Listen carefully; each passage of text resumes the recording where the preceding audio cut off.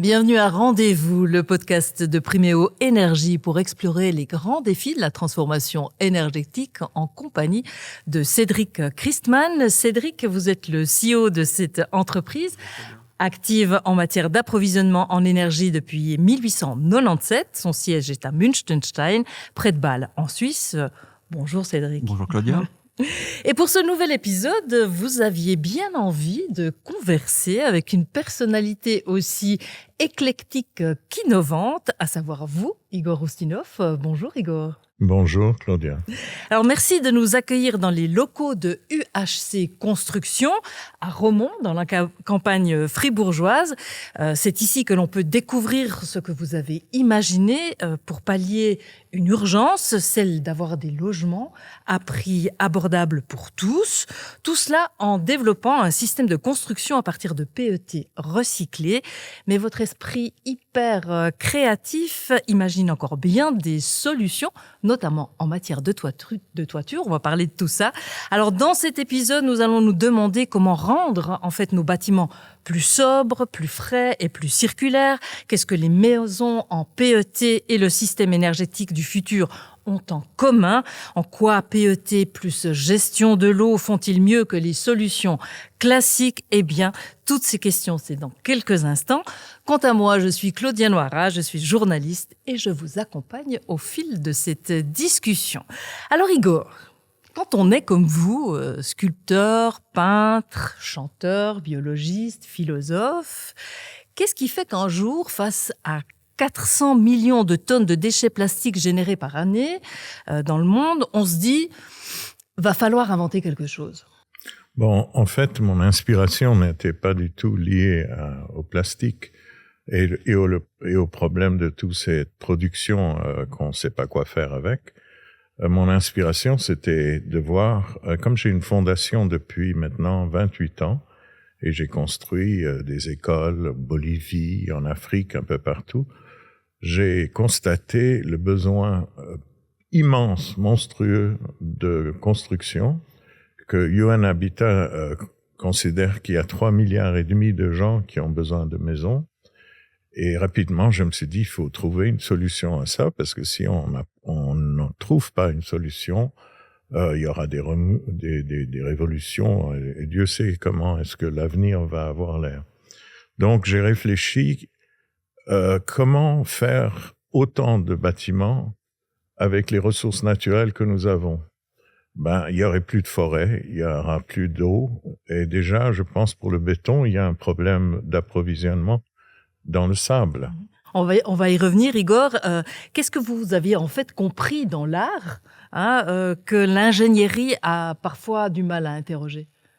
Bon, mon origine artistique fait que j'ai des idées qui sont peut-être un peu différentes des autres. Et puis aussi, j'ai réalisé que quand on change la forme, on peut changer le monde.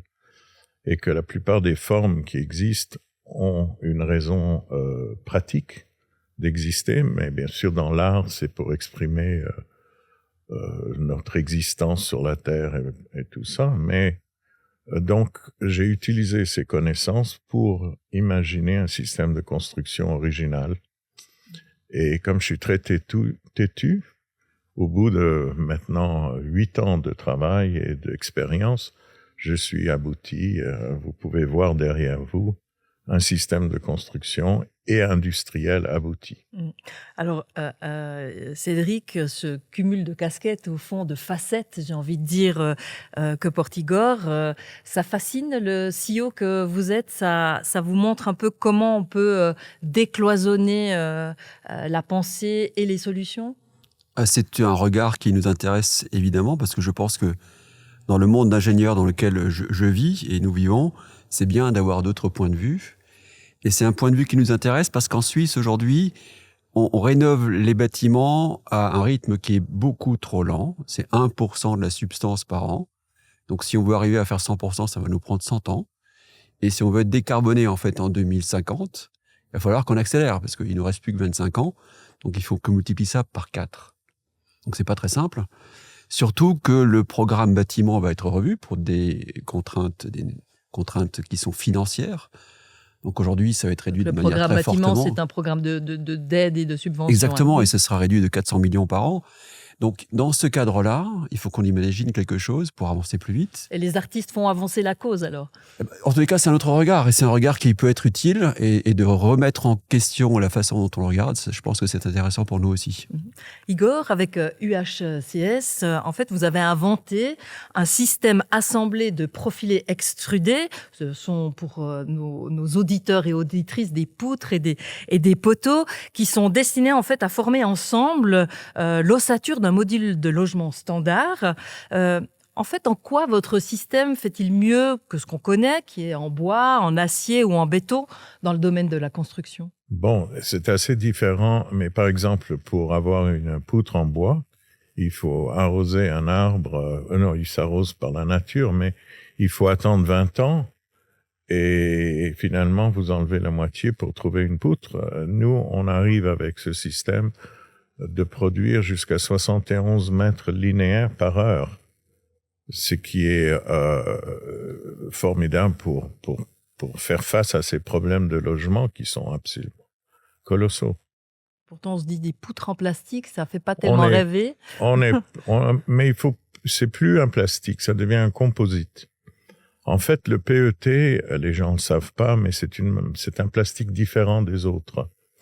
On met tous les plastiques ensemble, c'est comme on dit, il faut plus manger de champignons parce qu'il y en a quelques-uns qui sont mauvais. C'est pas ça. Le PET est extraordinaire parce qu'on peut le régénérer jusqu'à 40 fois. C'est-à-dire que si vous faites rentrer une poutre en PET dans la construction, vous pouvez utiliser la matière dont qui est constituée 40 fois. Et si on prend un modèle qu'une maison dure 80 ans en moyenne, ça veut dire 3200 ans où on laisse pousser les arbres, on n'intervient plus dans la nature pour détruire notre environnement. Et il faut savoir que pour produire nos profilés, on n'a pas besoin on n'utilise pas d'eau. On refroidit à circuit fermé. Donc on est extrêmement vertueux. Et si on prend le life cycle sur 10 ans seulement, sans aller jusqu'à 40 ans, on est 91% mieux que le béton, par exemple, en empreinte CO2. Cédric, j'ai presque envie de dire, c'est presque trop beau pour être vrai. Quelle importance, en fait, pour Primeo Énergie revêt cette durabilité et plus particulièrement, j'ai envie de dire, de cette économie circulaire ? Il faut bien comprendre qu'un tiers des émissions de CO2, c'est du bâtiment en Suisse. C'est un peu vrai partout d'ailleurs, partout ailleurs dans le monde. Donc, pour réduire notre empreinte carbone, il faut qu'on remette en cause la façon dont on construit les maisons. Donc, il faut qu'on les rénove. Au-delà de la problématique CO2, ce qui nous intéresse, nous, c'est la consommation d'énergie qui est liée avec ces bâtiments. Parce qu'il est absolument nécessaire, et c'est un tiers de la stratégie énergétique de la Suisse pour 2050, il faut qu'on réduise d'un tiers nos consommations d'énergie. Sinon, on n'arrivera pas à transformer le système. Et donc, il faut qu'on puisse mieux isoler les bâtiments. Il faut qu'on ait des bâtiments, on a des vieux bâtiments en Suisse, c'est une vieille substance immobilière. Il faut qu'on puisse la transformer, la rénover, pour qu'elle devienne plus vertueuse, moins consommatrice d'énergie. Donc, un tiers de la transformation, c'est ça.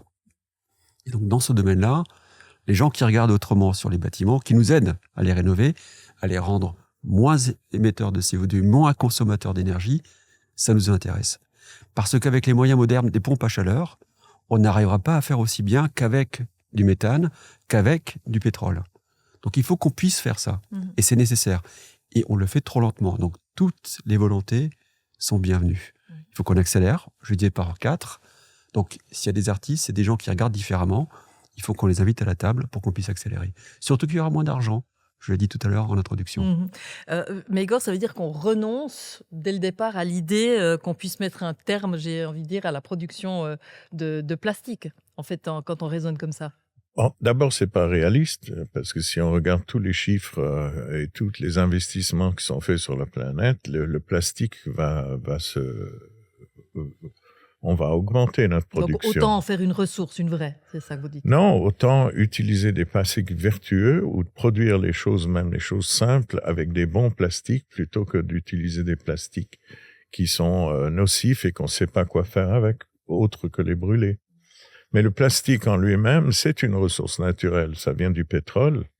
Et l'idée d'utiliser une ressource qui est souterraine pour protéger l'écosystème de surface, je pense que c'est pas une mauvaise idée, surtout si on peut le réutiliser éternellement. Une société là dont je vous parlais qui s'appelle Carbios, une société française qui sont les plus performants en régénération du PET aujourd'hui, ils l'ont fait 40 fois. Je veux dire, ils ont arrêté parce que ça sert à rien 60, 70 fois. Je pense que le grand danger, c'est qu'est-ce qui va se passer d'ici 50 ans. Pour nous, les humains, en fait. En tout cas, vous essayez de rendre encore le tout beaucoup plus virtuel, puisque vous imaginez aussi que pour lutter contre le changement climatique et puis la pénurie d'eau, vous voulez également réinventer les toitures en les transformant de manière à ce qu'elles fonctionnent un peu comme une forêt, en fait. Tout cela grâce à des tuiles en PET recyclées. Expliquez-nous un petit peu l'idée. Bon, l'idée est assez holistique, mais j'allais pas mettre des tuiles traditionnelles sur ma maison de demain. Ça veut dire que c'est l'artiste qui parle en vous, c'était le côté esthétique qui parle ou Non, bien? pas seulement. C'est-à-dire que quand j'ai commencé à travailler sur l'utilité de comment on gère l'eau par rapport au béton qui utilise 200 litres d'eau chaque fois qu'on fait une tonne, et cette eau, elle est sacrifiée, elle ressort pas, elle s'évapore pas. J'ai commencé à calculer et j'ai réalisé que l'être humain utilise à peu près pour ses besoins, que ce soit l'agriculture ou l'industrie ou même notre usage personnel, à peu près 2200 kilomètres cubiques d'eau par année, ce qui est colossal. Et ensuite, je me suis dit, voilà, nous, on est sortis de nos grottes, je dis nous. Il y a longtemps, on a dit, on fait un toit pour se protéger de la nature. C'était une rupture avec la nature déjà, parce qu'on n'a pas pensé que en couvrant une surface du sol, on allait retirer de la nature une évaporation naturelle. Et donc, au départ, je me suis dit, je vais faire une maison qui récupère suffisamment d'eau, la conserve sur le toit pour qu'elle s'évapore de la même façon que la terre sous la maison. Et c'était assez poétique, mais comme je me suis rendu compte que maintenant, en plus, on prélève toute cette eau pour notre industrie, notre agriculture, tout ça, je pense que je vais augmenter le calibrage de ces tuiles pour qu'elles évaporent plus que la nature aurait fait. Et on a fait des projections par rapport à des villes, c'est-à-dire on arrive à réduire la température l'été de 5 à 6 degrés. Donc ça veut dire après moins d'infrastructures énergétiques pour faire marcher tous ces airs conditionnés, moins d'usines électriques à construire. Ça fait c'est un tout que j'ai été vraiment très étonné du résultat. Et je pense que c'est peut-être une des idées les meilleures que j'ai eues, en tout cas de ces derniers 3 ans. C'est super d'entendre que c'est une bonne idée, mais en même temps, quand on n'est pas expert dans le domaine, on peut se poser des questions. On sait quand même que le plastique est très sensible aux UV, notamment. On peut se dire que si on fait une maison en plastique, des tuiles en plastique, qu'est-ce qui va se passer? Ça se désagrège, en fait, sous l'effet des UV. Alors, c'est un peu contre-productif, non? Non, bien sûr, mais vous utilisez le mot plastique, mais c'est un composite. Regardez les bateaux aujourd'hui, même les yachts des gens, jusqu'à 100 mètres de long, c'est tout fait en composite. Et puis ça choque personne. Nos voitures sont pleines de plastique, de composite, et c'est très curieux parce qu'il y a comme un tabou, on touche pas aux maisons. Et quand j'ai commencé à avoir cette idée ambitieuse d'apporter quelque chose au monde de la construction, quelqu'un m'a dit, la construction, il n'y a pas eu d'innovation depuis 100 ans. La seule innovation qu'on a, c'est de trouver des employés, enfin des travailleurs du bâtiment moins chers. C'est vrai. C'est un monde qui est extrêmement... Le bâtiment et l'immobilier en général, c'est un monde qui est extrêmement conservateur. Et donc, il y a eu très peu de disruption dans ce domaine-là. Et c'est vraiment une disruption. Donc, il faut le regarder de manière attentive. Parce que je reviens... Je pense qu'aujourd'hui, sur il y a un rapport de l'UE là-dessus, 30% des surfaces en Europe et 34% des populations vivent sous stress hydrique. Donc il y a peu d'eau. Ben oui. Et donc la ressource eau, d'avoir une bonne idée de se dire en fait si on peut construire de manière intelligente et ensuite éviter que la ressource eau s'évapore trop vite, ne soit pas utilisée de manière à bon escient, ça fait énormément de sens. Ou s'évapore pas, en fait. Ou s'évapore pas du tout. La question que j'ai regardée, c'est que toutes les infrastructures humaines qu'on a construites sur Terre, si on les met ensemble, ça fait 4 millions de kilomètres carrés. C'est la superficie de l'Inde et du Pakistan ensemble. Cette superficie n'évapore rien. C'est-à-dire, sans s'en rendre compte, on a créé un tiers du Sahara en plus, en pensant que ça va pas toucher la question du cycle de l'eau. Et comme j'ai vu l'autre jour ils ont fait une étude sur une forêt, que quand il y a trop de sécheresse, les stomates des feuilles se ferment et la forêt, au lieu d'absorber du CO2, elle en éjecte. Donc la relation du CO2 et de l'eau sont inséparables. Et c'est extrêmement... c'est aussi une découverte de mon côté, parce que moi, j'entends pas beaucoup de scientifiques qui parlent de ce rapport entre l'eau et ça commence maintenant. Et je suis très content d'avoir été un peu un précurseur, parce que ça fait 1 an que j'ai déposé mes brevets concernant les tuiles Waterroofs. Il y a un S à Waterroofs. Et ceux qui veulent voir, il y a un site qui c'est waterroofs.com.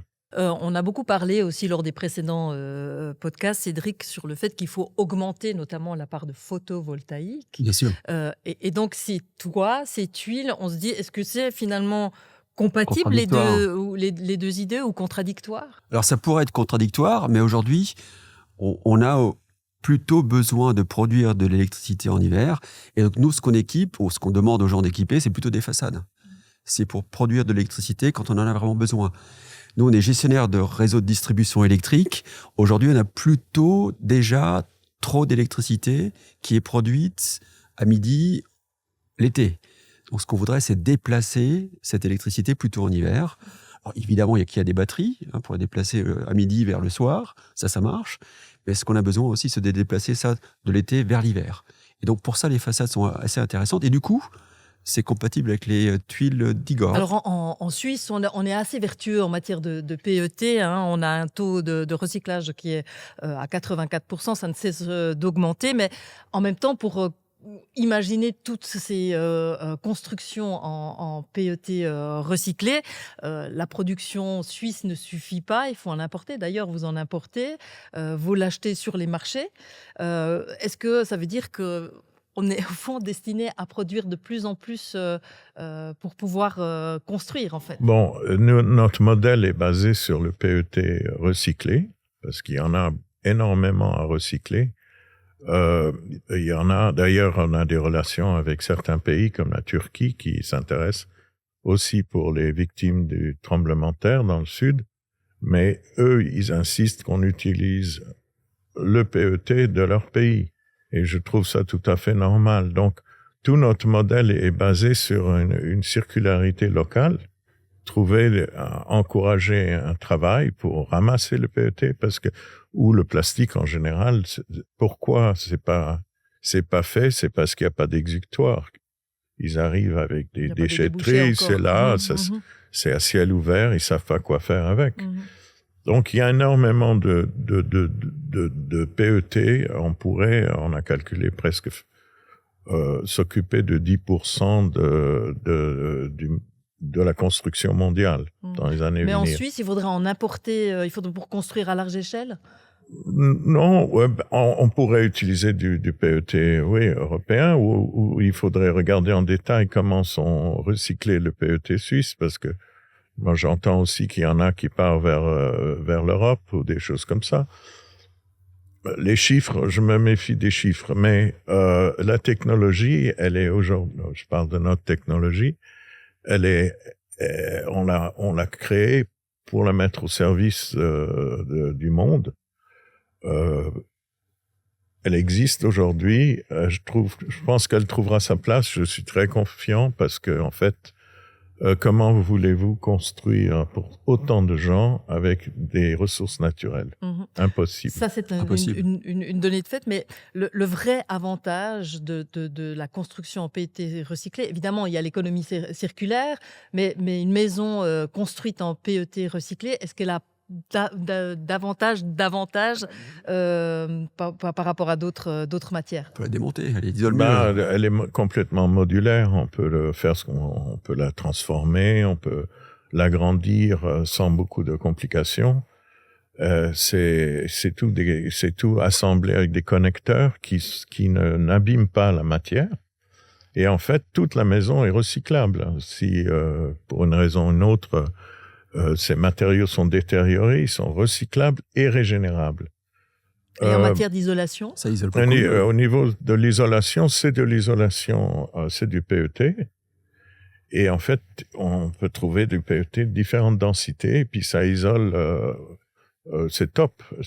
Avec 20 cm d'isolation en PET, on est équivalent à 40 cm avec isolation extérieure. C'est 2 fois mieux. Alors Cédric, je prends la balle au bon. Meilleure isolation, moins de chauffage ou d'air conditionné, on imagine, puisque c'est mieux isolé. Donc on va dire que les promesses de UHCS et Waterroofs font miroiter, en tout cas, un besoin en énergie moindre. Mais j'imagine que de la coupe aux lèvres, en fait, il y a encore passablement de chemin à faire pour atteindre les objectifs. Comment on peut accélérer aujourd'hui la résilience des bâtiments actuels? Je le disais en introduction, c'est de faire plus vite. Ça, c'est une première chose. C'est de mettre plus de moyens. Mais comme en fait, il y aura moins de subventions, donc il faudra des initiatives d'entrepreneurs. On est aussi chez un entrepreneur aujourd'hui. C'est quelqu'un qui prend des risques et qui investit. Igor disait que ça fait 7 ans qu'il travaille à ce sujet. Donc, c'est des gens qui sont courageux dans un domaine qui est plutôt conservateur. Donc, pour moi, c'est important. À ce propos, j'aimerais dire que je suis pas tout seul. J'ai UHS, ça veut dire Ustinov Hoffman Construction System. J'ai quelqu'un qui nous a soutenus et qui a plus que ça. On a travaillé certains aspects techniques même ensemble. Et puis l'autre chose que je voudrais rajouter, c'est qu'en fait le design des tuiles Waterroof ont été dessinés ou conçus dès le départ pour pouvoir y fixer des panneaux solaires ou des éoliennes. En fait, il y a un système d'amarrage qui est conçu dans le design. Ce qui est cher aujourd'hui d'installer des panneaux solaires, en fait, c'est de la fixation sur des toits existants. Donc, on est très économiquement compétitif parce que les tuiles seront extrudées de la même façon que nos profilés aujourd'hui, au mètre linéaire. On peut le couper où on veut. Donc j'ai envie de dire, qu'est-ce qui manque pour que ça vienne Du temps. Il faut du temps. Je pense que toutes les innovations ont besoin de temps. Ont besoin d'être validées. Il faut accélérer. C'est des normes, il faut être validé, donc ça prend du temps, mais ça va se faire. Nous, on est en plein milieu de certification CE. En fait, c'est les certifications. On a reçu dernièrement le résultat de laboratoire Veritas sur la toxicologie si c'est nocif ou pas. On est noté A+, c'est-à-dire on peut pas mieux. Je crois même qu'on est mieux que le bois et le béton parce que on ne produit pas de moisissures. Et les moisissures, comme on sait, c'est très nocif pour le système respiratoire et tout ça. Voilà. Qu'est-ce que vous attendez, au fond, aussi de fournisseurs d'énergie comme Primeo Énergie? Moi, je pense que, en entendant Cédric aujourd'hui même, je pense qu'on devrait analyser l'intérêt de notre solution par rapport à son monde. Par exemple, les panneaux solaires sur les façades, je trouve ça très intéressant parce qu'a priori, on pense que plus on a d'énergie, mieux c'est. Mais en fait, l'énergie, on peut pas la stocker et c'est très important d'aboutir avec des gens qui connaissent vraiment la chose. Par exemple, si on est amené à construire dans un lieu isolé, où il y a eu une catastrophe. Bien sûr. Comment on arrive là-bas avec nos extrudeuses, bien parce sûr. que c'est tout à fait quelque chose qu'on peut faire. Suite à des tremblements de terre, par exemple. On envoie du compound qui est assez compact. J'en ai parlé déjà avec la Croix-Rouge. Ce serait intéressant d'avoir un conteneur industriel qui soit pensé pour être indépendant. Cédric, au fond, quel enseignement, j'ai envie de dire, vous transposeriez demain pour évaluer en fait les solutions proposées par UHCS et Waterroofs, et puis surtout, qu'est-ce que vous seriez prêt à faire aujourd'hui pour valider au fond ces solutions? Nous, ce qu'on a fait chez Priméo Énergie, on a construit un bâtiment qui s'appelle Cosmos. On a réutilisé 70% en fait des matériaux qui constituent ce bâtiment ont été réutilisés. Donc c'est reuse, c'est pas recyclé, c'est même réutilisé. Pour nous, c'est extrêmement important parce que on revient au début de notre discussion, réutiliser des matériaux, c'est la première chose qu'il faut qu'on fasse. On n'en aura pas suffisamment. Et donc les recycler et les réutiliser. Et ce bâtiment, il est énergétiquement aussi optimisé, c'est-à-dire qu'il essaie d'être autonome. L'idéal, ce serait qu'il soit autarque, qu'il produise toute l'énergie en fait dont il a besoin. C'est difficile en Europe, c'est nécessaire dans certains pays parce qu'il n'y a pas d'autre solution. Donc ce sont des solutions que nous on appelle off-grid, sans réseau électrique, et pour qu'il devienne indépendant. Et je pense que plus on est autonome, que ce soit pour l'énergie ou l'eau, plus on devient résilient. Donc le vrai terme aujourd'hui, c'est d'augmenter la résilience de nos sociétés. Et pour ça, le bâtiment est un élément essentiel. C'est la cellule élémentaire. Donc nous, ça nous intéresse et on travaille sur des bâtiments qui sont intelligents, avec des solutions. On vient de sortir une application qui s'appelle Hey Priméo, où on essaie d'aider les gens à mieux comprendre leur consommation énergétique et d'être plus vertueux. Igor, peut-être pour terminer, alors vous rêvez de solutions, j'allais dire au niveau mondial, hein, si vous prenez est-ce que c'est quoi la Suisse que vous rêvez pour demain? Mais je pense au niveau mondial parce que je pense, si j'ai ralenti mes sculptures, c'est parce que je pense que je peux faire un impact avec ma façon de penser et avec mes idées pour aider les gens qui viennent après nous. La Suisse de demain, je la vois aussi avec de l'autonomie, parce qu'il faut garder cette valeur de la Suisse c'est aussi l'autonomie, la neutralité, c'est pas très loin.